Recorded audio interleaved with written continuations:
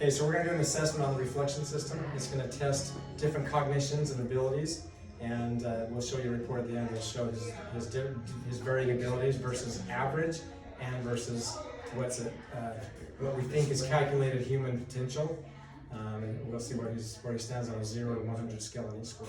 All right. Stand in the center about 2 feet away. And I might have First thing you're going to do is we're if you don't gonna hear from him by tomorrow. So, to let do me know. that, I got a link. I'll have you direct kind it. of just reach forward towards the Okay. screen and touch the screen kind of in the center area. About there. Now you'll swipe up towards the top and then down towards the bottom. Good. And then you'll touch those 2 squares. Perfect. So now we've got your wingspan calibrated. So now what we're going to do is we're going to do 4 different, they kind of seem like games. We call them drills. So on these drills, we're going to be testing different cognitions, and I'll show you after. But we're going to be testing 5 different cognitions. And these are going to show you basically where you are at baseline.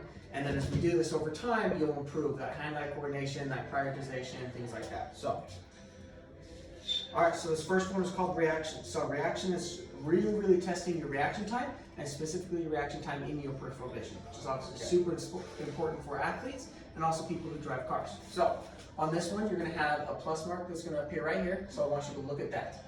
And then you're going to have targets that are going to appear to your left and to your right. When a target appears, I want you to reach up and touch it. Okay? Yeah. When you're not touching the target, your hands are going to rest on the home bases, which will be about right there. I'll show you that once we get into it. So hit both squares on the ends. There you go. Okay, so that starts the drill. Like I said, so you're going to be looking here, and you put your hand on each target. And then you reach up, touch, come back. There you go. Yeah.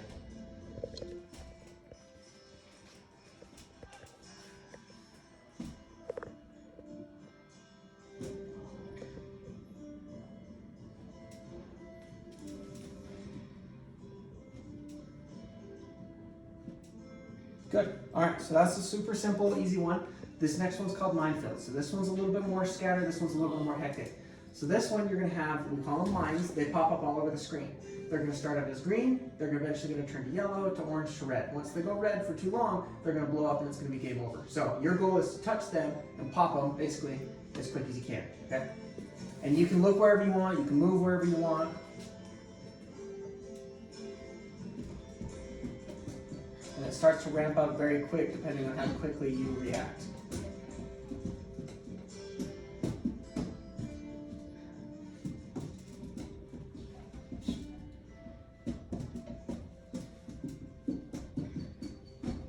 All right, not bad.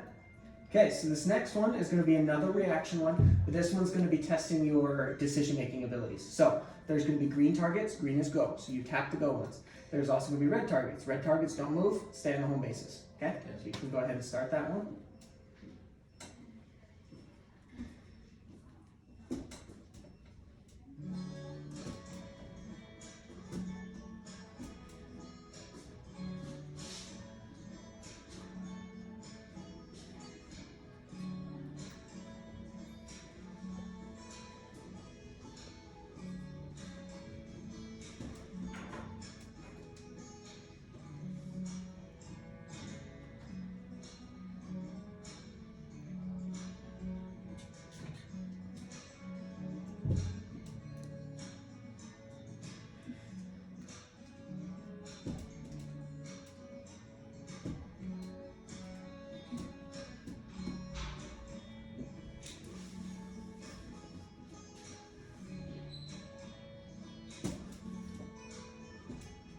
Okay, good. All right, so now we're on to the last one. This one's called pursuit.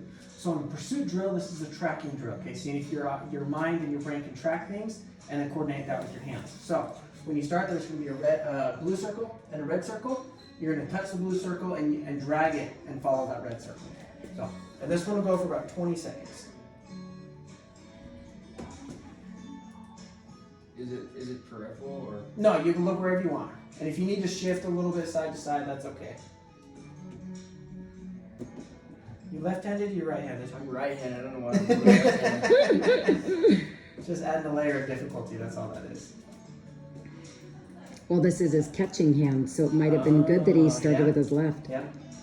Well, and see, when we're training, we can stress different things like that, right, with the athletes, so that we can say, okay, we need to work on your left hand and its speed and its coordination, so let's use your left hand only, or let's do right hand only. Or we may do things that, okay, these are too easy, you're gonna do this on one foot.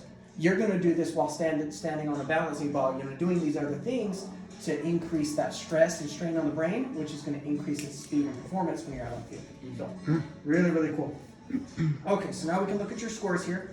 So, here's your graph, okay? So we're looking at hand-eye coordination, inhibition, prioritization, reaction speed, and tracking, okay? So on the graph, you're gonna notice two different shapes in here, okay? On the very outside, this is gonna be the theoretical maximum for you specifically, okay? And it gets this information based on your demographics, age, performance, or like athletic performance level, things like that. So that's where we'd like to see in the perfect situation, that's where we wanna see you.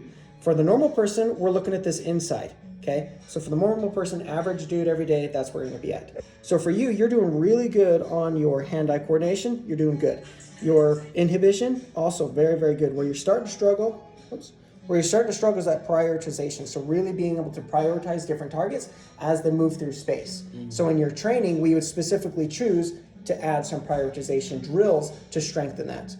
Again, reaction time, not bad. Maybe a little bit better. We could improve that. But then the last one is the tracking. We also had some struggles. Could be because you were using left hand. So for you, I would really focus on that prioritization and the tracking. Strengthen those. Once we got those to basically be equal with the rest of them, then we can just blow it up and make everything make sense. So really.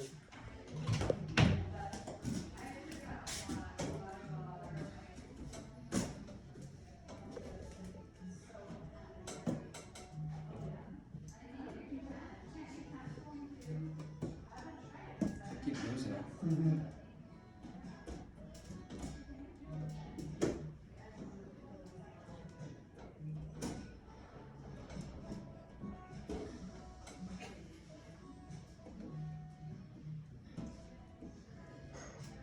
Better.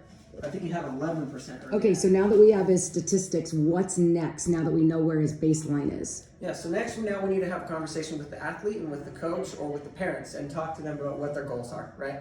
So if their goals are we really want to focus on increasing his deficits, we can focus just on that and create a program specifically for that. If they want to focus on everything or a specific drill, for example, they want to increase their reaction time. Even though it may not be weak, they want to increase that, we can include that in that program and strengthen those areas. Got it. Perfect.